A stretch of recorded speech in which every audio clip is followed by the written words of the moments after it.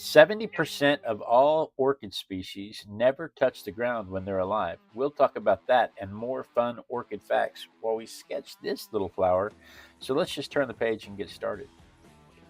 Good morning, good morning, good morning. It is 5:30 in the morning on a Thursday morning. Oh my goodness, it's already Thursday morning. Good morning, Claudia.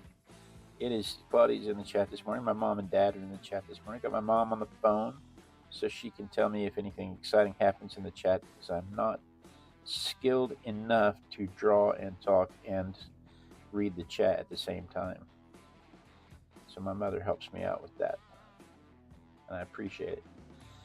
But on Thursday mornings at 5:30 in the morning, I like to do a little thing where I pull a toy out of the toy box, a random object, the Random Object Randomogrifier, if you will, and I like to draw it and I like to talk about it.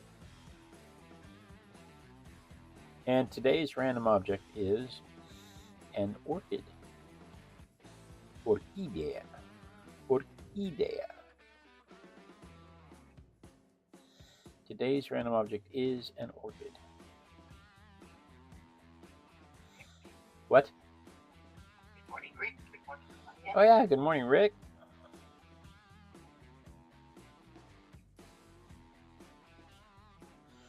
Orchids are 10% of the global flowering population, with some 28,000 known species and several thousand unknown species.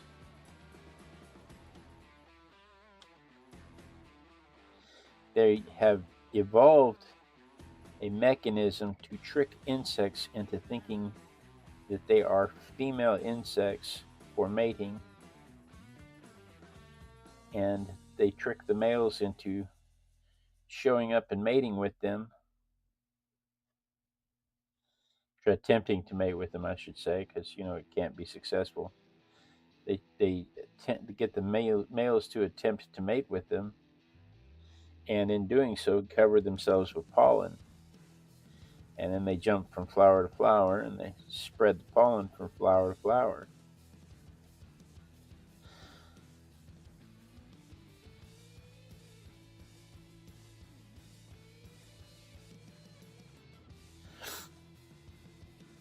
The thing about that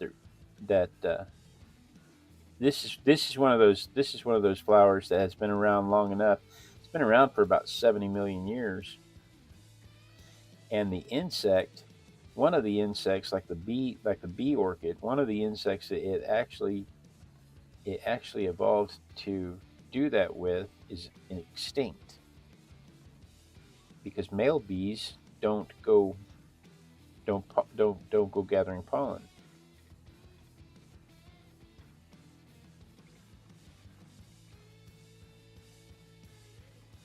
But the bee orchid and the fly orchid both produce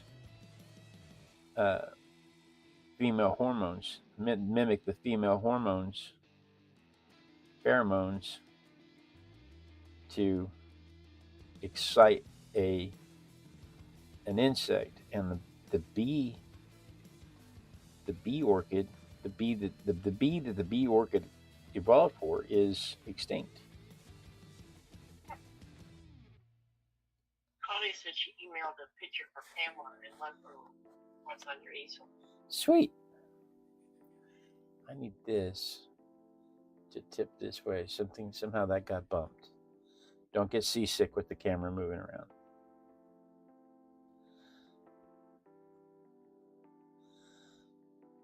That's not the only plant that's done that. Magnolias have done that too. There was a beetle that magnolias are suspected to be pollinated by, and that beetle has been extinct for millions of years. So it's not the only time it's happened. Lots and lots and lots of the old angiosperms developed for bugs that are no longer there. That's enough pencil. I find that if I put too much pencil down, I get confused.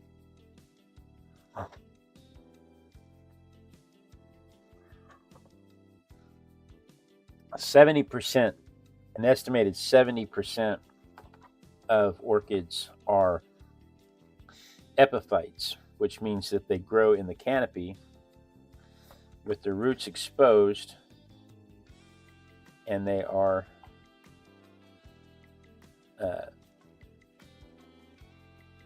adept at gathering moisture out of the mist in the air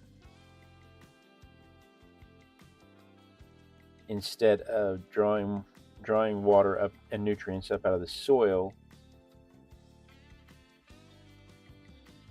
The roots are. Why you don't have to water them very often? That is why you don't have to water them very often.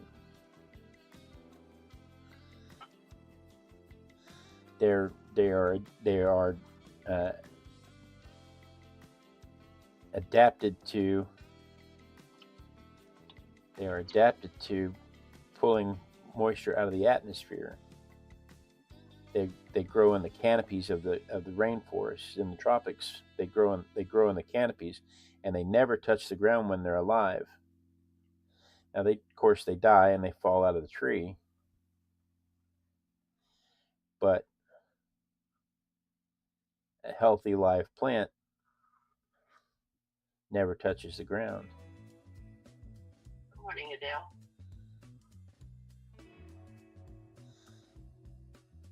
Good morning, Adele.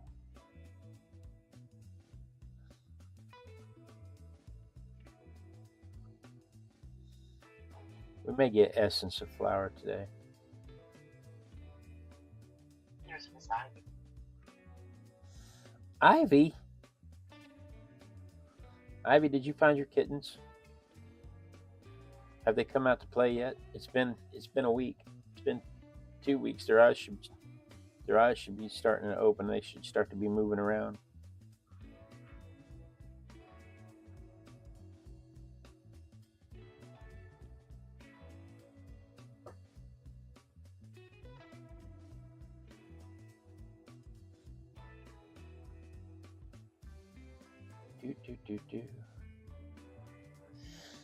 Their seeds, their pollen, and even their seeds are just the size of dust.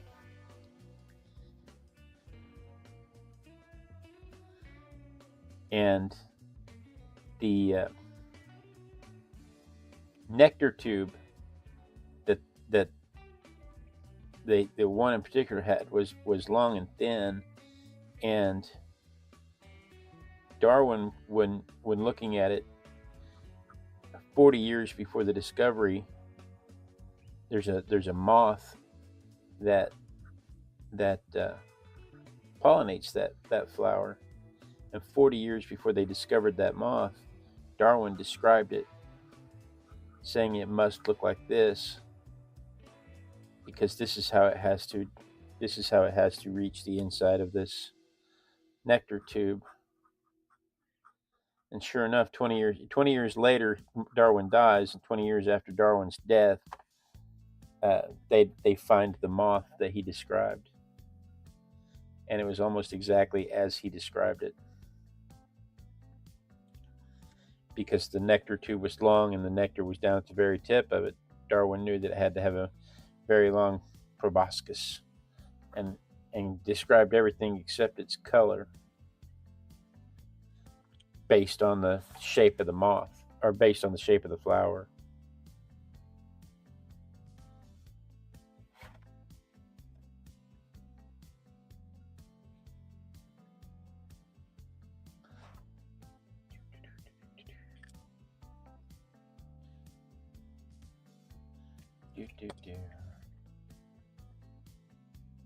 Claudia says, what a great man. Which man? I guess Darwin. What did Dell say? What? What? Claudia. Claudia says, she sent a picture to Pamela. The suspense, what you do with the color or color, don't know what's right. Adele said hello.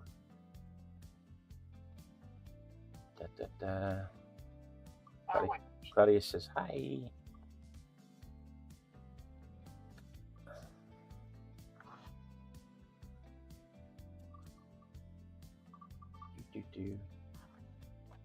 Yes, Darwin.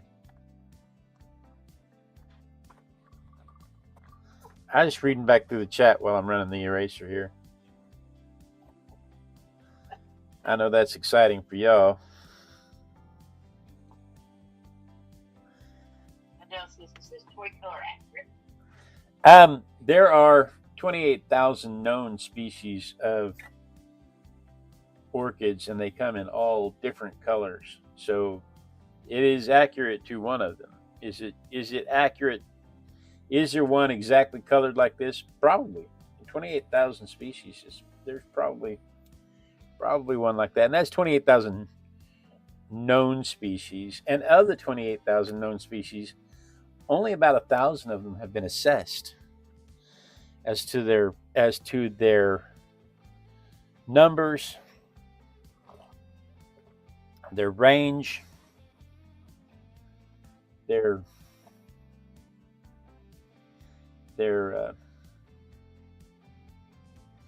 successfulness. Only about 1,000 of them have actually been assessed, and they're still learning a lot about the other known species of orchids, but they're still discovering new species of orchids.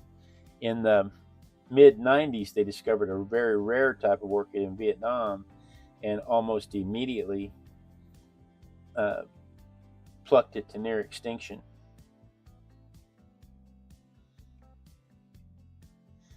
The problem is that they can't. The floral industry is highly competitive, and they can't grow enough in volume fast enough to keep up with the market. And so they still have people that go out into the wilderness and cut orchids out of the trees for sale. Sometimes they take the whole plant. Sometimes they just gather all the flowers. If they're close enough to civilization, they just gather all the flowers so they can sell them in a local market. Micah's on vertical. Good morning, Micah.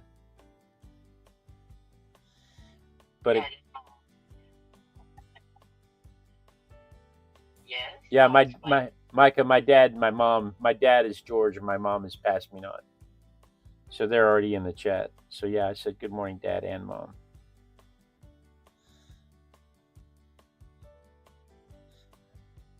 But it causes problems for the plants because the plants can't reproduce in the wild fast enough to keep up with the poachers. And so the poachers the brand newly discovered species in Vietnam almost went extinct right after they found it because of poachers.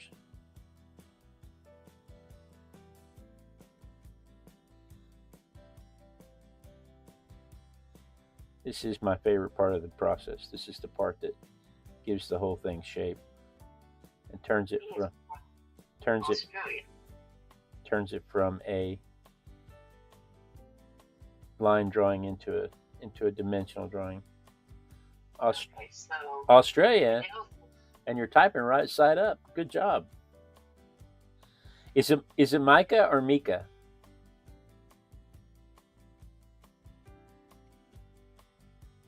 What you said, Mom? I said Adele said so. It's not a specific type of orchid, just an orchid. And then so they're discovering and making new ones. And Heidi says, and I thought over 2,000 varieties of sunflowers was a lot. Yeah, they are still breeding new orchids and still finding new orchids. Yes, that's accurate. And 2,000 sunflowers is a lot. This is one of the oldest known flowering plants to have consecutively grow. There are older flowering plants that are dead, that are extinct, but this is one of the oldest families that have been consistently alive.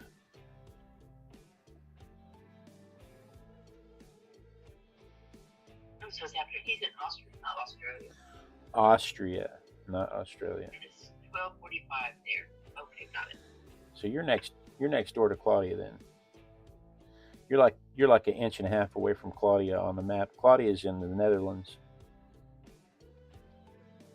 You're like an inch away. It's lunchtime for her too. You're like an inch and a half away from her on the map.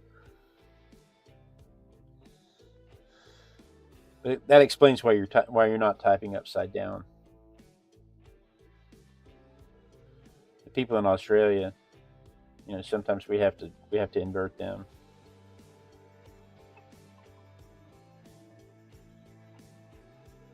What's happening, Mr. Fox?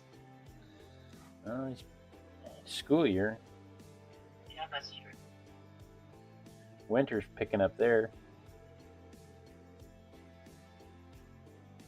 Ivy says she's not horizontal on her phone and vertical on her TV, and that's backwards.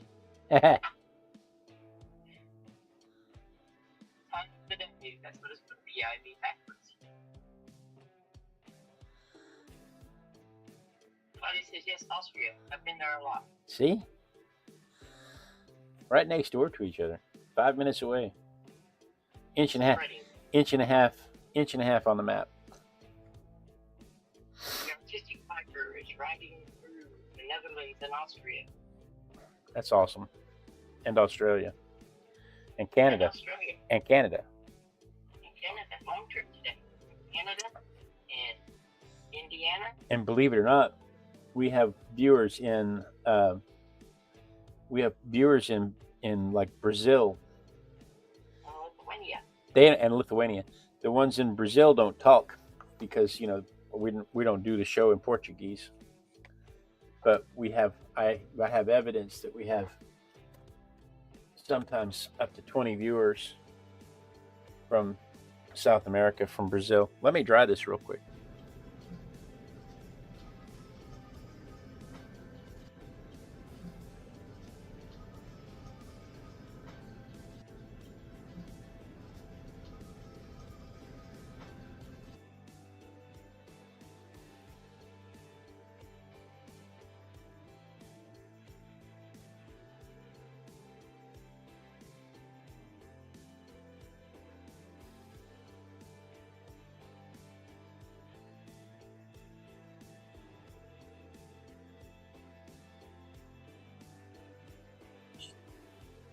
Claudia said her favorite part was the dancing, and she said it just in time for me to dance. Is Pamela here? Did Pamela did come in, didn't she? Because it's time for the vermilion. Yeah. Claudia says most Brazilians understand Spanish. That's true, but we don't do the show in Spanish either. I tell you, it's funny. When I was in college delivering pizzas, the migrant workers would come through for the wheat harvest and occupy a lot of the hotels and rent houses temporarily, and I would get a chance to visit with them. And they would watch the telenovelas from Brazil. They would watch the Brazilian telenovelas because they were more those soap operas. That's a telenovela, is a soap opera. Those soap operas were always more passionate, if you will. And here's these big burly guys that have been working all day long in the fields, and they come back to their apartment, and these guys in particular, that are the ones that I'm talking about. These guys in particular were not watching the telenovela because their wives made them watch it. They were watching the telenovelas because they were intrigued by the story, and they couldn't wait to find out what happened next. But the story, because it's out of Brazil, was in Portuguese, and they understand Portuguese without learning Portuguese. That's different. It's a different language for them, and without actually learning Portuguese, they understand Portuguese as well as I would understand German, because German and English are very close. And once you catch on to the proximities of German and English, you can kind of understand. And the more you listen to it, the easier it is. But they're not the same language, obviously. But I always thought it was interesting that they would watch they wouldn't watch the Mexican telenovelas, because they said they weren't as passionate, they weren't as interesting. So my first coat was vermilion to really warm it up, because my scarlet's kind of blue. So my first coat was vermilion to really warm it up, and now I'm going over it with some scarlet.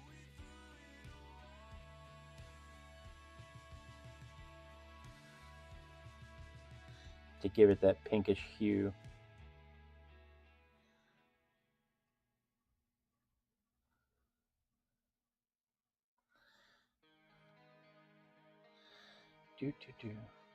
Their mechanism for seed dispersal, having the insects come along and be attracted to their pheromones, actually evolved several times in several different species of orchid.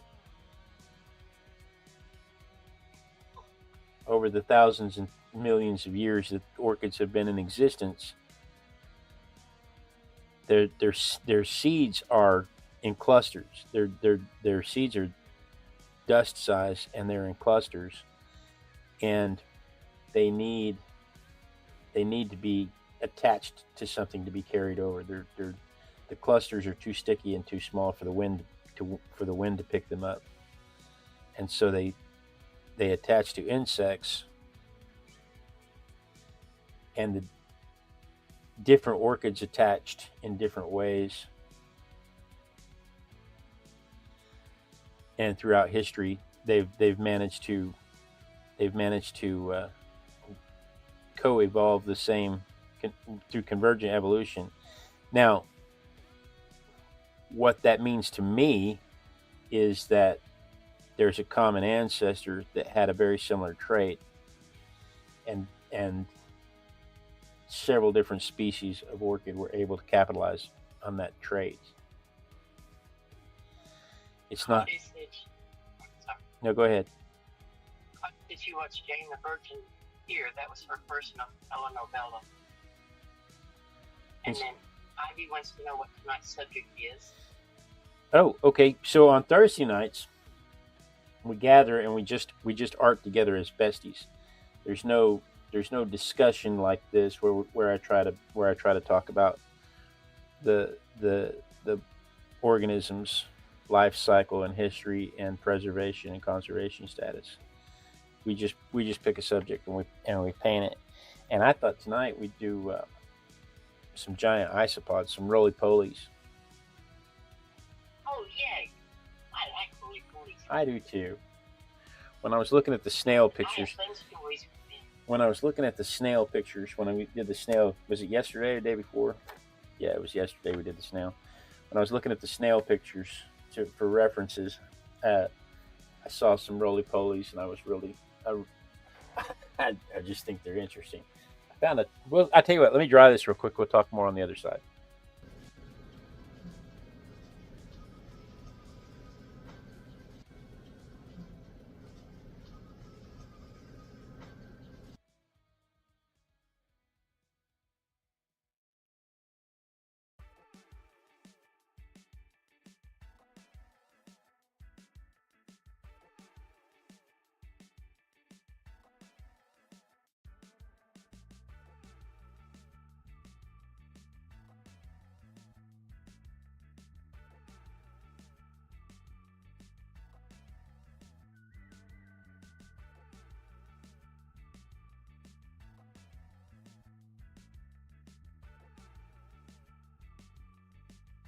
Claudia, roly-poly is a colloquialism.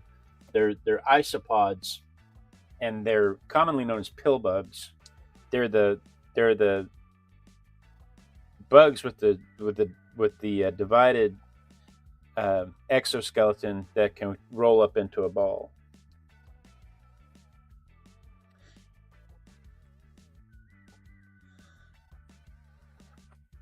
They're commonly called pill bugs in a lot of the world.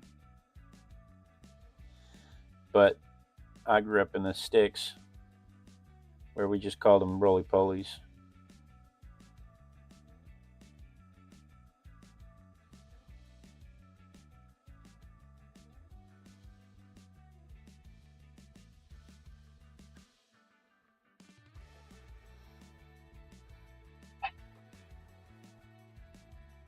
Back up there a ways.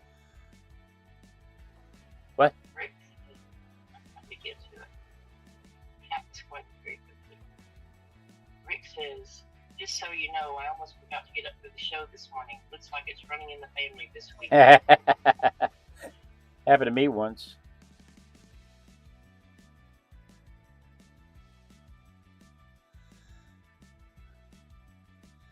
It happened to me once, Rick. And it's my show.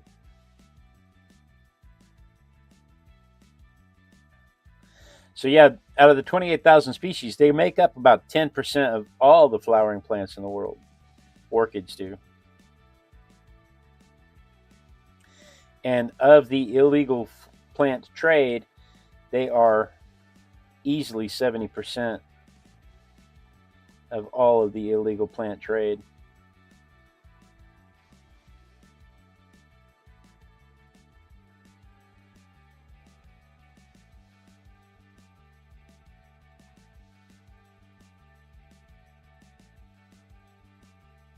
Throughout the world.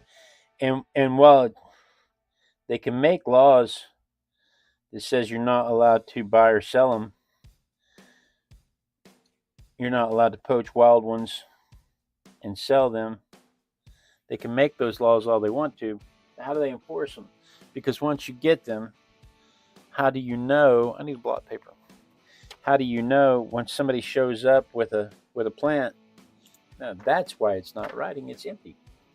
When somebody shows up with a plant, how do you know offhand that they didn't buy that plant legit?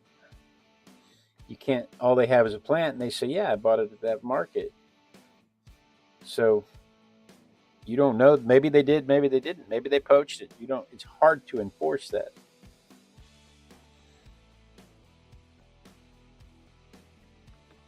So the illegal plant trade is one of those things that it's very hard to police. You know, they're talking about the roly polies, and they're talking about them being tiny. Someone receives an orchid, it's a compliment to them. I don't. When somebody does what? When someone receives an orchid, it's considered a compliment. It means beauty and strength and luxury. I just like getting flowers. Yeah. They're, Used to, it's good. It's good for those things. Claudia's in the chat talking about roly polies being tiny. Look up deep sea isopods, and you'll see what I was looking at when I decided to do a roly poly. They're not tiny. They're about twice the size of a ferret.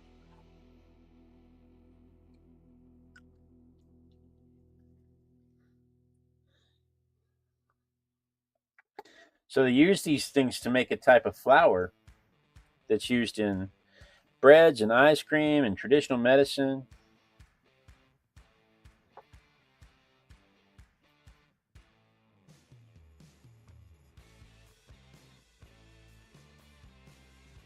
They've been harvesting orchids for thousands of years. What is today? Today's the 30th. We wrapped this up just in time. Almost didn't make it. Today's the last day of April. Can you believe that?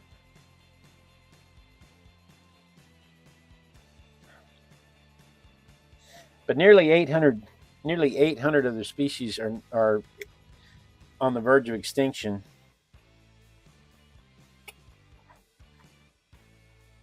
Rick says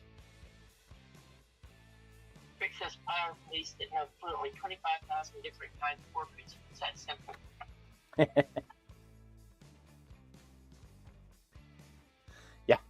Yeah. I doubt they know 10 different types of orchids. So, evolution. You don't think the flower's going extinct? Yes, I couldn't think the word. Yeah. Oh yeah. Lots of plants have gone extinct. They allude to that in Jurassic Park when she says this plant shouldn't be here. It's been extinct for millions of years. Yeah. Anyway, here is my version of it. Oh my goodness gracious. Compared to the photograph. Let's see it from my perspective. Evolutionary ghost is the term for when two different species are dependent upon each other, and one of the species goes extinct. The other species still carries the traits that show that its dependency on the first one. So like when these plants have traits that mimic the bees that are extinct, that's called an evolutionary ghost. So there it is from my perspective.